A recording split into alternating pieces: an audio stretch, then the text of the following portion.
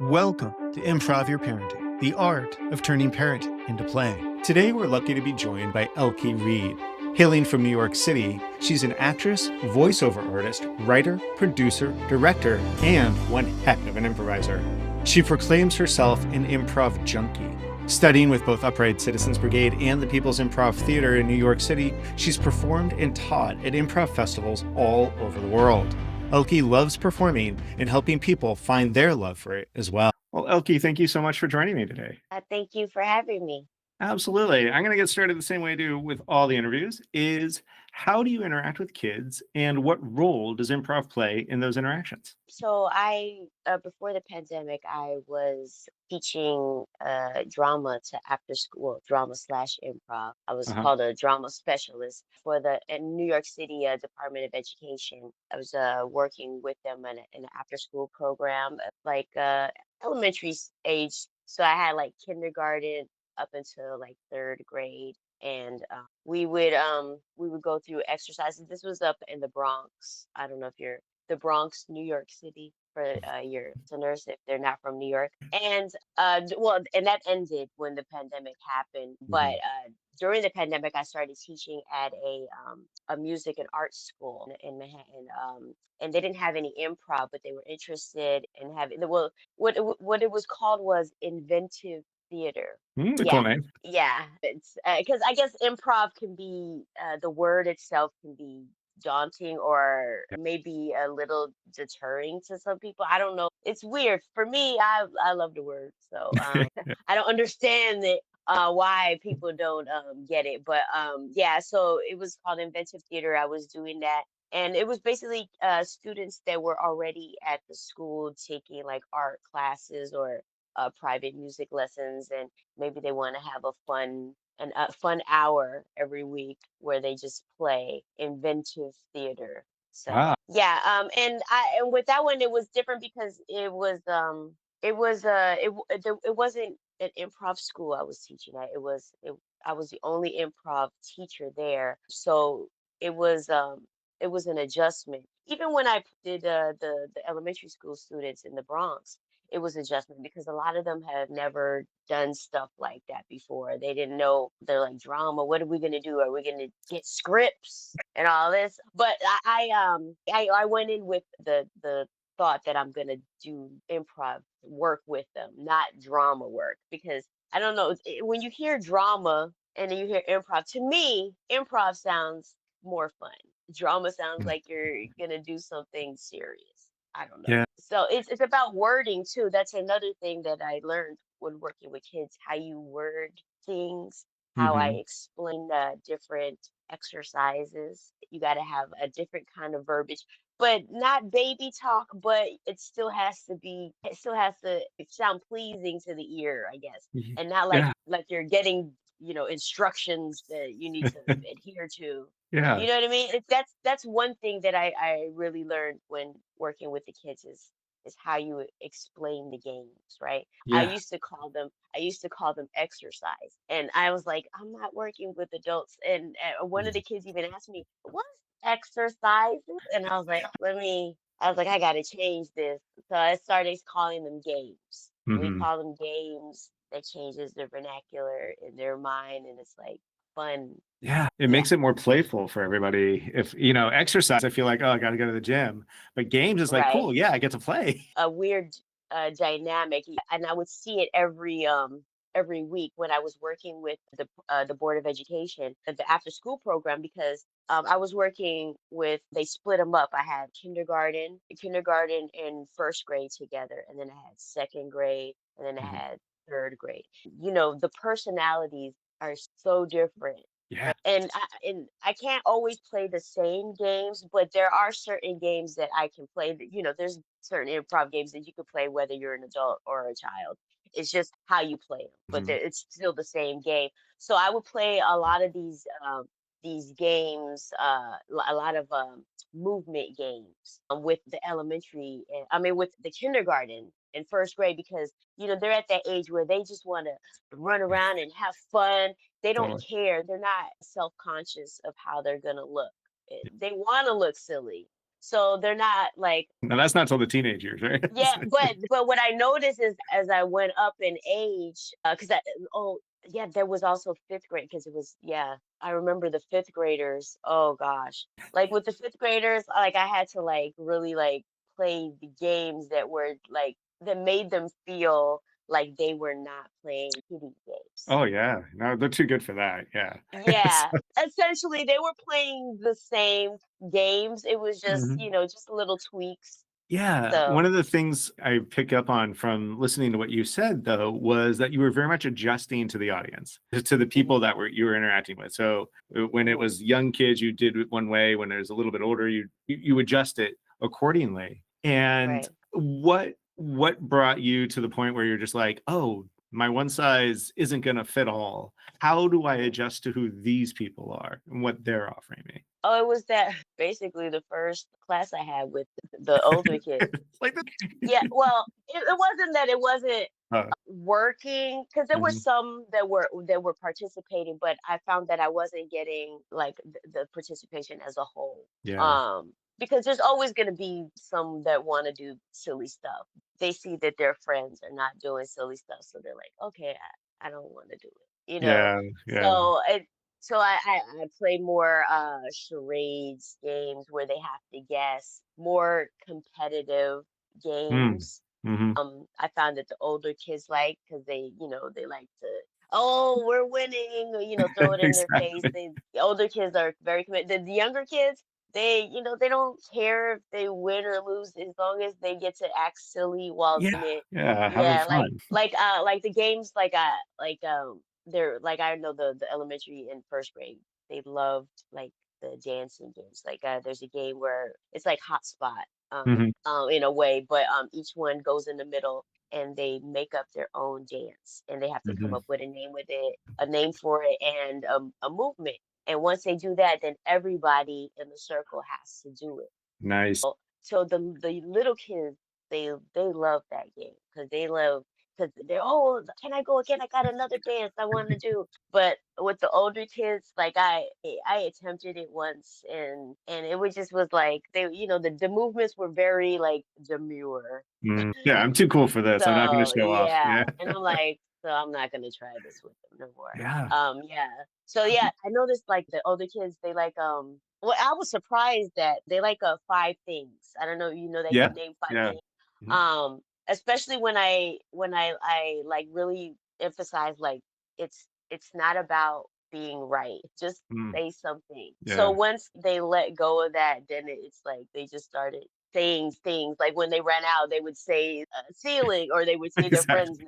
name, Jamila. So and then it would get a laugh from everybody, and then they would be more easy with it. Yeah. They're like, I'm apprehensive. You know what I mean? Yeah, So and actually that brings up a question of, did they open up more as they had more fun with it? Especially the older kids, because the young kids, it sounds like they're fine.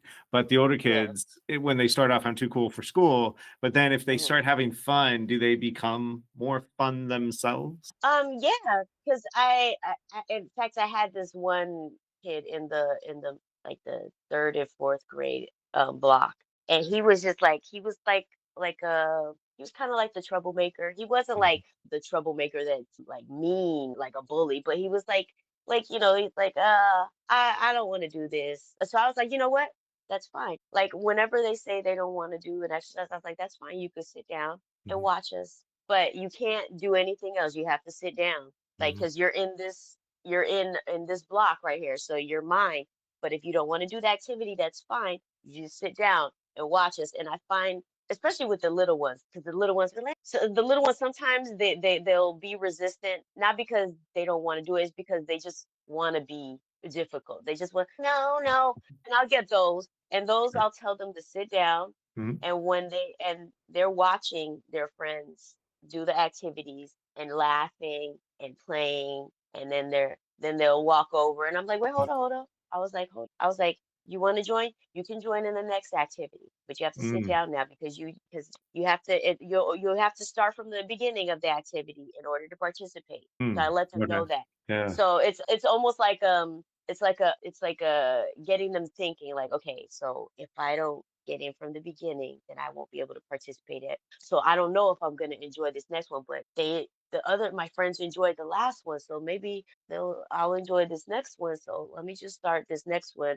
from the beginning, and then they're usually in for the whole class. Totally. They're Yeah. they see yeah, they see their friends having fun, and then they realize that their resistance is silly. Hmm. They don't realize it's silly, but they realize that they're missing out on fun. Yeah, it's more fun to be in than be out. And Hmm. so how did you get into being able to do that? That sounds like a great job. hmm Well, I remember when I moved back to New York City Mm. because I living in California for a good portion of my early years. But Yeah. I was born in New York. I just moved out there. My mother remarried. But when we came back to New York, I was around my cousins because we're from New York. And I had my little cousins. They were age 6, 7, and 9, and I was 15 at the time, and I had my camcorder, and I was bored. Like that summer, I just moved there, so all I knew were my cousins, and I didn't have any friends because I hadn't started school yet. So I'm having fun and making little movies with them. Like I have tons of like little movies that I made with them, and they were like my guinea pigs. My cousins, I used to do movies. We used to do silly movies. I used to make them do crazy stuff, and they were so for it because Yeah. they had nothing else to do. They were like, my grandmother was protective, so she never really let them out, so they only play with themselves or in the backyard. So when Oh I wow. came, they were like, oh, Finally somebody to we can play with. play some games. And they didn't care. It was like they would come and knock on my door. "Oh, make a movie today." So like I learned from a young age that play is essential in trying to get anything, because they were essentially acting. They were my little actors. Yeah. In order to get them to be motivated, we turned it into like a fun game. Awesome. So turning things into games is basically the key. Totally. Yeah. It sounds like you came to that experience with a little bit of game already in your head, right? Did your Mhm. parents or caregivers play with you as a kid that way as well? Or is that something you got separately? Well, no, when I grew up with my mother, and like, so we lived out in California, so we lived in North Hollywood. Mm. This was before it became the North Hollywood it is today, the Yeah. fashionable North Hollywood. And so we lived there, and I was always like I was silly. I was like a class clown, and I could be disruptive in class, not in a mean, terrible way, and just like totally disrespectful, but like I like having fun, and a lot of the stuff I think it was my way of coping with being attentive in class, Mm. because it was the stuff it was easy. So when stuff is easy, your mind starts going to other places, and that was my way of coping with the boredom would be like to do some silly stuff, or do a silly voice. Hmm. Yeah, I would do stuff like that. It was, and then my mother's friends would be like, "Oh, you should get her and stuff." So like I was in this company called Young Actor Space when Oh. I was in elementary school, Uh-huh. and they dabbled in. We did scripts, we did script readings, but we also played some improv games. Yeah. Not improv heavy, but that's where I was introduced to it, and I was like, okay. And but then like I stopped after a while because I wanted to go to school and like Hmm. just be a kid, because I missed an important event for a commercial once, and I didn't like it. It was a school picture. Huh. The group photo. We were my Oh, picture. Yeah, it was yeah. a big panorama and paid for. I bought it, but I'm not Yeah. in it. You're not in it. Oh, Yeah, yeah. it was, but my mother gave me a choice. She said we could go to this commercial where you could go for your picture, and I was like, do the commercial. Oh, really? So yeah, so it was. She left it up to me. So, Yeah. but the thing is, I saw that sacrifice, but I also was like, I want, because I was going out on auditions, Wow. and when you're young, and you're facing that rejection, it's not always the best. Yeah. And so yeah, and because I only got one thing, was the AT&T commercial, and I was like not even featured because we didn't get the call in time, which Oh, bummed me out. So yeah. yeah. Wow. And so Yeah. then what brought you to like improv in terms of Well, education in that space? that's what I'm saying. Like that I'm Yeah. going the long route, but Sure. so that's where my interest got Hmm. started with young actors space. But then like I took a break. But then I went to a performing arts junior high, so I was still in it. I just wasn't auditioning, doing the auditions. And then Hmm. I went to LaGuardia High School, which is known as the Fame School from the Oh, movie, okay. yeah, Yeah. the TV show. So I went to that school and I majored in drama. Oh, wow. So, and we did stuff there that, that I love to play and all of that. I learned non-regional diction because like right now I'm like hiding. I Because when you're relaxing with your people, you speak You differently. speak who you are. Yeah. Yeah, and I was from the Bronx, so I had to get it out. But after so like all that whole experience, like I love the performance as I love performing. And Hmm. the thing is, like, once I got out of high school, I went to college. I did college. I went to the Navy. I didn't like that. I came back.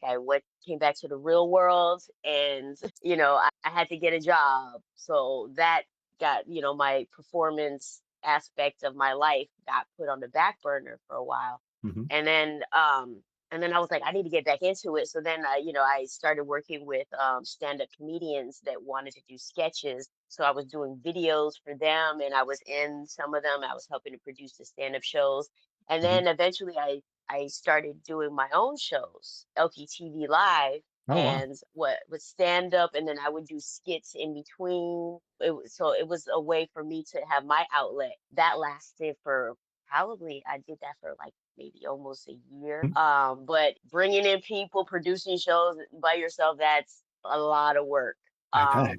Yeah, so I couldn't really maintain it, but through that I met a stand-up comedian, Chris who told me, like, we struck up a friendship. He started doing my shows and he did a couple of them, and he called me one day. He was like, "Oh, the Pit, the People's Improv Theater, they have a free jam tonight. You want to go?" I was like, "Yes," because Cool. I had been wanting to get back into like performance aspect of like in improv in particular, because SNL, I love me some SNL despite what people say. So like I was like, yeah, let's go. And that one night I went. It was free. It was a free jam. That was my favorite price, free Yeah. 99. So we went, and I went every week since. Wow. Yeah. You got And then hooked. like one of the other improvisers noticed me like after 6 months of going, because they were starting up a new jam Hmm. on a different night, and they told me about it, and I was like, "Ooh." So I started going to that one, and then the host was like, "Hey, you want to help me co-host?" And I was like, "Sure." At Yeah. that point I hadn't taken any classes, but I was going like every week, and I was like making myself a fixture basically Hmm. on Tuesday and Wednesday nights. I was every week. Wow. And yeah, I became a junkie. So yeah, I had to have it. And eventually Chris stopped coming because improv wasn't his thing. He was a stand-up. Okay. But I made it a point to come every week, and like I started co-hosting that jam, and eventually turned into 8 years. No. Yeah, hosting the jam. It was called Study Hall, and it was geared for students. So Okay. and it was like at late at night. It was like at 10 o'clock, 10:30, after they're getting out of the night classes. Hmm. If they don't want to go home, they could come in, party down. So yeah, and just working with the students, like sometimes I would pop up on stage, help out with a scene and then leave, not overpowered, but like help them out. So that is kind of where it started with the jams, because it was a jam geared towards students. Hmm. So it kind of put me in that teaching mentality, and then coaching, and then I dabbled in coaching, but then like I was like, let me go to these festivals. So I Yeah. started going to the festivals, and I was like, wow. And you can't always find people that are going to be able to travel with you. So I did a lot of mixer teams. Mhm. I was joining the ensembles. And I was like, you know what? Let me put my name out there. Let people see the Elkie, see what I can do. And Mm. maybe they're like, hey, maybe you might want, maybe she could teach a class at one of our festivals. So that I did like for a couple of years, I was going around, to festivals or just, basically showing face, letting Nice. them see me. Yeah. It's funny because my mother still don't understand. She's like, You're not getting paid? What is okay?" Why are you doing this? Yeah. Yeah. So then when I started going to festivals and then like teaching a workshop, then Mhm. she understood. She was like, okay. There's like old school. She is, you get a job and you do work and you get money. Mhm. There's no like experience.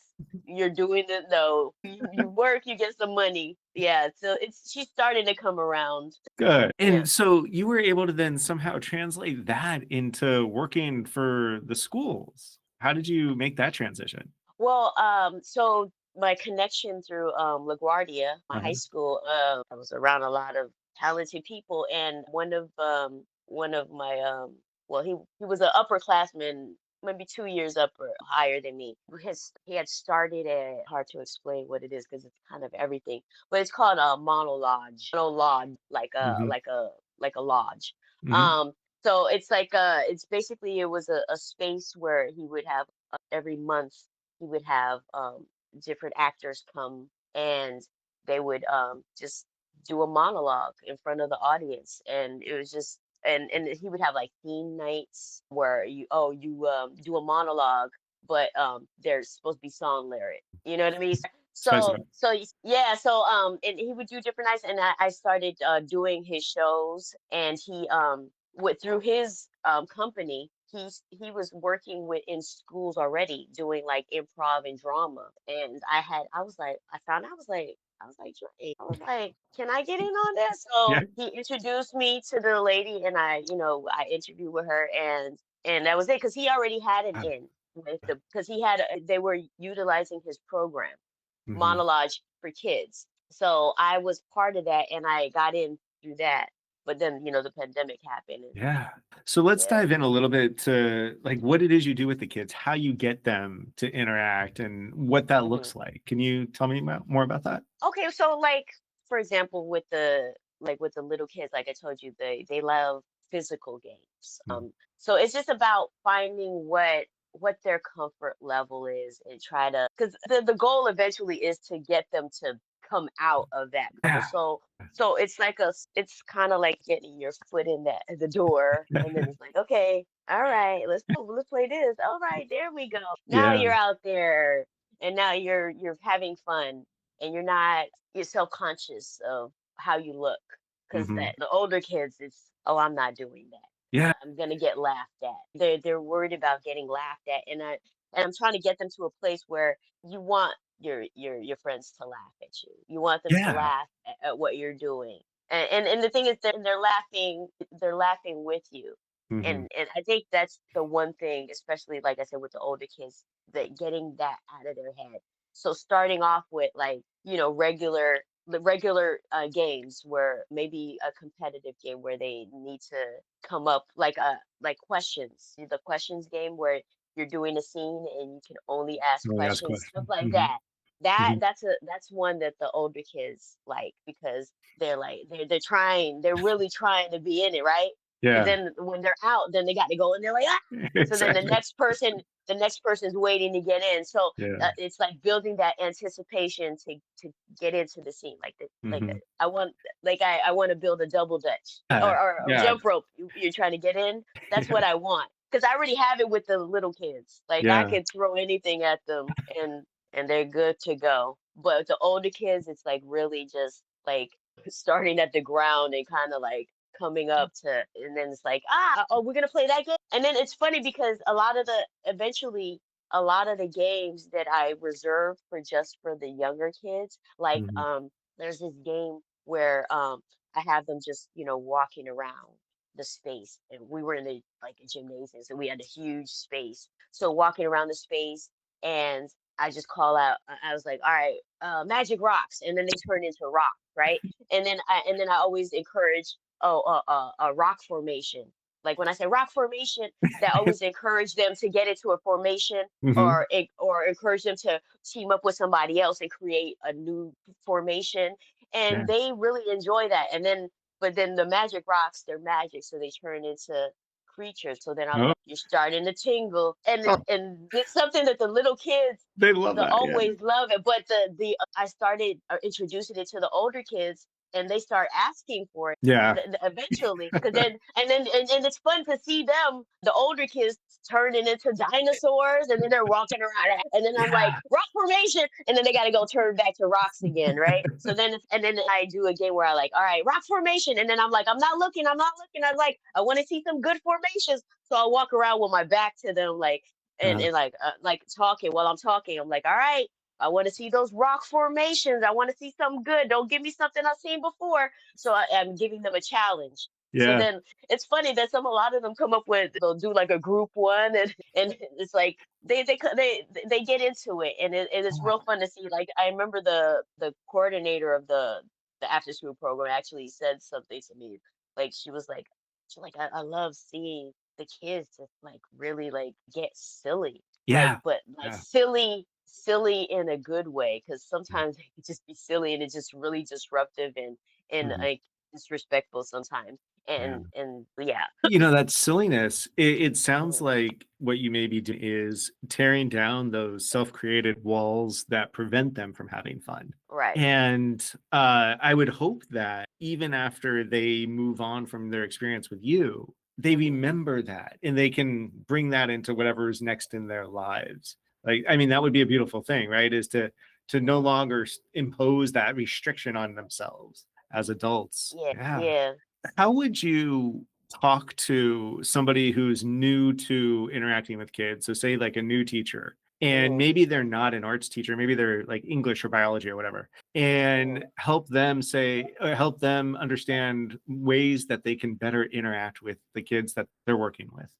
Obviously, if you already, as soon as you walk in, feel resistance, Mhm. you gotta start off slow, start off on some kind of common ground. But that's why we do the warm ups and the icebreakers. There's one that I do with kids and adults, is it's called a superhero. I call it superhero, but it's not really. It's with the kids, I call it, Mhm. because they become super them. Yeah. But it's just basically coming up with a alliterative descriptor for you. So like, I'm Elke, so I'd be like energetic Elke, and then I'd have. It's funny because that's the example I always use, even when I'm describing it. So any of my students they're watching, they'd be like, "Oh, energetic Elke."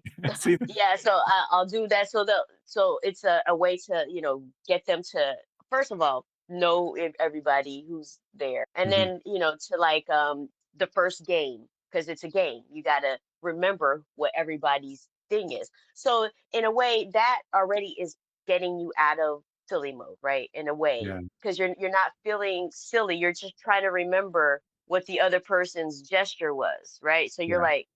like, and it's funny because like, people don't realize that they actually they look a little silly when they're trying to do it, but I'll tell. they're not even thinking about being silly. They're thinking about what the other person's action is. So Mhm. it's about like shifting the focus, because Yeah. if you're Yeah. focusing on, oh, I'm gonna look silly, then you're gonna feel silly. Just like focus exercises that they get you, to get them out of their head, basically, just to Mhm. so they're not thinking that I feel. Yeah, and it sounds like they're moving their body, they're not Yeah, thinking, and so they're just sort of like letting things happen. And right. and so for like that new teacher then, if they're Hmm. trying to do that in like a biology class or an English class, are Right. there things that you could suggest to them of like get your kids up and moving or something like that Mm. that might help them rather than and we're now going to read more Shakespeare. Well, so that's interesting. So like, for like a regular, like a boring class, Yeah. yeah, movement. I think movement helps, because Mhm. just sitting there, like, you can get stagnant, and you just get really complacent in where you are, just sitting there, and then you're not open to it. But like, I guess it's all about getting that blood flowing, right? Yeah. Once the blood is flowing, that's why we do the shake them up workouts, so we get the Exactly. blood flowing, because then the blood, starts making us feel like we're alive, because Yeah. you're just like sitting down. You're not really. It's about the sponge, right? You're not really soaking it in, because Mhm. there's nothing flowing once it's sucking it in. Tell me about sometimes you've struggled with kids, maybe like a power struggle or Mhm. there was contention within the room or something like that, and how you resolve that with play. Have you ever had that? So yeah, so at the private art school, there was a student that had ADHD, and it was like pretty extreme. And I wasn't aware at first. It was something that I actually picked up on because I was watching how they were interacting with it. They were a bit violent, but Mm, not like violent like they want to kill them, but like, just they were so hyper that they were like being rough with the other kids, and the other kids were like, but yeah. the kid themselves, they didn't. I don't know if it was really registering that they were being like hurtful. You know what I Mhm. mean? I think they just were doing them, being themselves. And I had to kind of it took a couple of times. I had to eventually, at one point I had to have them sit on the side Mm, and watch us because it was getting out of hand, and I didn't have a helper in there with me because I was by myself. So, I was taking too much time disciplining them, and I didn't mm, want that to be the focus of the class because we didn't have much time. So the other kids were seeing that they were standing around seeing me deal with them and not deal with them. So then their mind would start wandering. So I'd have to find a way to rein it in. So I had to at one point tell them to sit down and just watch. And mhm. it was a bit difficult for them, but I could I recognized their antsiness. So then, that rule where I say, oh, you have to start from the beginning of the exercise. That one I kind of had to break because once I saw that, after we were trying it a little bit, that they seemed interested in doing the exercise, then I said, so what you want? You want to try it? I was like, no hitting. We gotta be nice. So then they were like in, and they were having fun, running Oh, good. around, Yeah. and still a little violent, but not as. But Yeah. eventually they calmed down. It was they were taking a trial class. It was Okay. so they weren't a regular student. It was something that their parents wanted to try them to do, and Yeah. it seemed okay. But the problem was that it was they were the only special needs person. Yeah. And yeah, it worked out for that one class, but if I would have had to have really had a real rework my curriculum if they were going to continue to be in there. Yeah. Yeah, but that one class, it was a bit difficult, but we got through it. It was the only thing I just didn't like was that the other kids were affected. That's one Mhm. thing that I don't like is when it affects the other kids because then their interest starts, kids' attention spans. You got Yeah. to have it and you got to hold it because once it starts wavering, it's hard to bring it back, I bet. because Yeah. there's like squirrel. Yeah. Yeah, it Yeah. sounds like particularly that child had, self-regulation. They got Hmm. very excited and they lost some regulation capabilities in Right. the process of that excitement. Yeah, and, Hmm. when you I would imagine too then, if you probably interact with parents then too, like when they're dropping off the kids or meeting you afterwards Right. or outside.